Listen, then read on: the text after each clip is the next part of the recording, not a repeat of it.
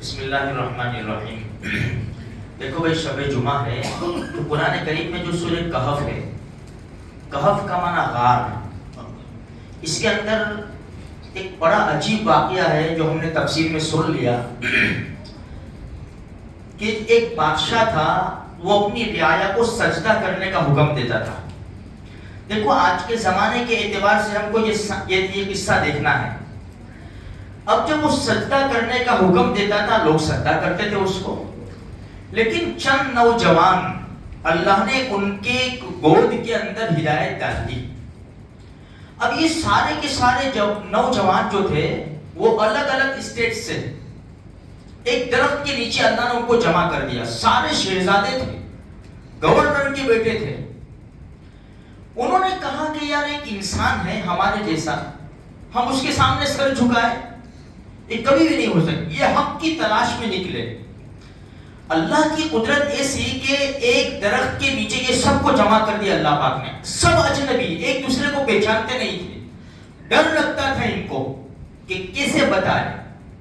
آخر میں ڈر توڑ کر ایک نوجوان نے دوسرے نوجوان سے پوچھا کیوں آیا یہاں پہ؟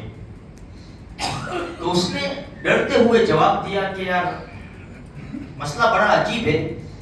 جو ہمارے ملک کا بادشاہ ہے وہ کہتا ہے کہ میرے سامنے سر جھکاؤ، تو پھر یہ کیسے ہو سکتا ہے یار؟ میں یہ کام نہیں کر سکتا. میں بھی اسی لیے آیا ہوں. دوسرے جوانوں ہم بھی اسی لیے آئے. یہ سب جمع ہو گئے. 7 بتائے جاتے ہیں جن کے نام تفسیر میں الگ الگ ہے، جیسے یملیخا، مکسلمینا، مشلینا، مرنوش، برنوش، شازنوش اور کفش قیتوش. یہ نام میں بھی اللہ نے برکت ڈال رکھی ہے. اچھا، جب یہ لوگ آپس میں مشورہ کیا کہ یار ہم اس کی بات میں آنے والے نہیں ہیں. اب یہ شہزادے تھے، انہوں نے کرسی کا خیال نہیں کیا. یہ بھی جانتے تھے کہ ہم اس کا انکار کریں گے موت ہمارے سامنے ہے، پکڑے جائیں گے، جیل میں ڈال دیا جائے گا یا قتل کر دیا جائے گا.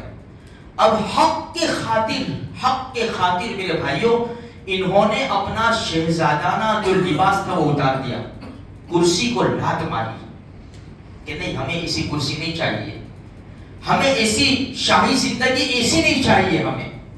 آج افسوس کی بات ہے، ابھی تو ایمان نہیں لائے تھے نا، وہ ابھی تو کافر تھے.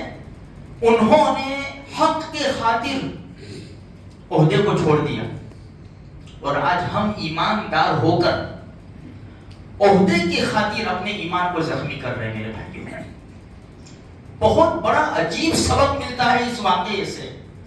اللہ کی مدد کیسے آئی، اللہ نے ان کی کیسی حفاظت کی، کیونکہ بادشاہ بہت ظالم تھا. اس نے وانٹڈ ظاہر کیا ان کو، اور ایک تختی پر نام لکھوا کر محفوظ کر دی کہ جہاں بھی یہ ملے ان کو یہاں حاضر کرو. اللہ کا نظام ایسا چلا کہ قرآن کہتا ہے کہ اس غار کے اندر اللہ پاک نے ان کو 309 سال تک سلا دیا. وَلَبِثُوا فِي كَهْفِهِمْ 300 سِنِينَ وَازْدَادُوا تِسْعًا. 309 سال تک رب نے ان کو سلا رکھا. جب 3 پیڑیاں چلی گئی اور 3-4 بادشاہ بدل گئے، ایک مسلمان بادشاہ آیا، اور اس کے زمانے میں، وہ بادشاہ کے زمانے میں رعایا کے 2 پارٹ پڑ گئے. ایک کہتا تھا کہ مر کے مٹی ہو جانا ہے، پھر اٹھائے نہیں جائیں گے. ایک گروپ کہتا تھا کہ نہیں، مر کے دوبارہ اٹھانا ہے. اس بادشاہ نے رات کو بہت دعا کی اللہ پاک سے، بہت دعا کرتا کہ اللہ کوئی ایسا واقعہ ظاہر ہو جاوے کہ جو لوگ انکار کرتے ہیں کہ مرنے کے بعد دوبارہ زندہ ہونا ہے، یہ انکار کرتے ہیں، ان کی بھی سمجھ میں آ جاوے. اللہ پاک نے وہ بادشاہ کی دعا سنی، اور یہ 309 سال کے بعد اللہ نے ان کو جگایا، اور ان کو بھوک لگی. بھوک لگنے کے بعد انہوں نے کہا کتنا سوئے؟ کہا کہ 1 دن سوئے ہوں گے، کل سوئے تھے، آج اٹھ گئے. کسی نے کہا صبح سوئے تھے، شام کو اٹھ گئے. کہا کہ چلو چھوڑو یار، بھوک لگی ہے، اللہ ہی بہتر جانتا ہے کتنا سوئے. جاؤ یہ سکہ لے کر جاؤ اور کھانا تلاش کرو، اور دیکھنا حلال کھانا لانا، حلال کھانا لانا. عجیب، یہ سکہ لے کر جب چلانے اور نان بھائی کو سکہ دیا، اوہو، سکہ دیکھ رہا ہے اور وہ سامنے آدمی کو دیکھ رہا ہے. نان بھائی نے دوسری جگہ پھینکا. دیکھیے ان کو خزانہ ہاتھ لگا ایسا لگتا ہے. 300 سال پرانا سکہ ان کے پاس ہے، ان کو خزانہ ہاتھ لگ گیا ہے، اب اس کو تو پتہ ہی نہیں کہ ہو کیا رہا ہے۔ یہ پکڑ لیا گیا، بادشاہ کو بلایا گیا، بڑا عجیب قصہ ہے جو ہم نے تفسیر میں سنا ہے میرے بھائیوں۔ بادشاہ کی دعا اللہ پاک نے سن لی، اور وہ جو گروپ انکار کر رہا تھا کہ مرنے کے بعد دوبارہ زندہ نہیں ہونا، انہوں نے بھی دیکھ لیا کہ 309 سال تک، پھر وہ تختی نکالی گئی، ووٹیج جو ظاہر کیا تھا نا کہ یہ نام، ہاں یہ سب ہمارے نام ہیں، پھر وہ سب بادشاہ ملاقات کے لیے گئے، سب باہر آئے، پھر سب سے ملاقات ہوئی، کہا کہ بھائی اب ہمیں جانے دو، پھر وہ گئے، اللہ پاک نے ان کو سلا دیا۔ آج بھی اس دنیا کے اندر ان کی قبریں موجود ہیں، وہاں پر مسجد بنائی گئی۔ تو میرے بھائیوں یہ سورۃ کہف میں ہے، یہ چھوٹی موٹی سورت نہیں ہے، اس سورت کے ساتھ 70,000 فرشتے نازل ہوئے۔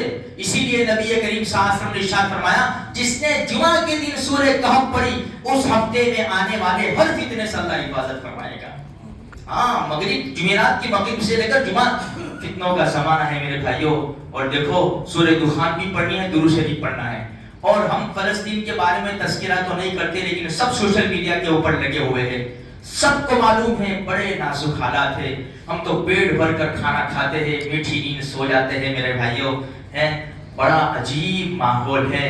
مائیں بچوں کو بلک بلک کر رو رہی ہے، بچے ماؤں کو ڈھونڈ رہے ہیں، مائیں کفن میں بچوں کو تلاش کر رہی ہے، کوئی کہاں ہے کوئی کہاں ہے، کس طرح پانی پیاس کس طرح گزارے وہی جانتے ہیں۔ قطرہ قطرہ جمع کر کے ایک ڈھکن کے اندر بچہ اپنی پیاس کو بجھا رہا ہے۔ اس لیے میرے بھائیوں شب جمعہ ہے، ہاتھ اٹھاؤ، 10 منٹ فلسطین کے لیے دے دو آج کی رات۔ میں بھی کوشش کروں، آپ بھی کوشش کریں، اللہ ان کا بھلا کر دے، ان کے حال کے اوپر رحم فرما دے، اور ان کی برکت سے اللہ پاک ہم سب کو ایمان کے اوپر زندہ رکھے اور ایمان کے اوپر موت نصیب فرماوے۔ مسلمان جہاں کہیں بھی ہے اللہ سب کی حفاظت فرمائے۔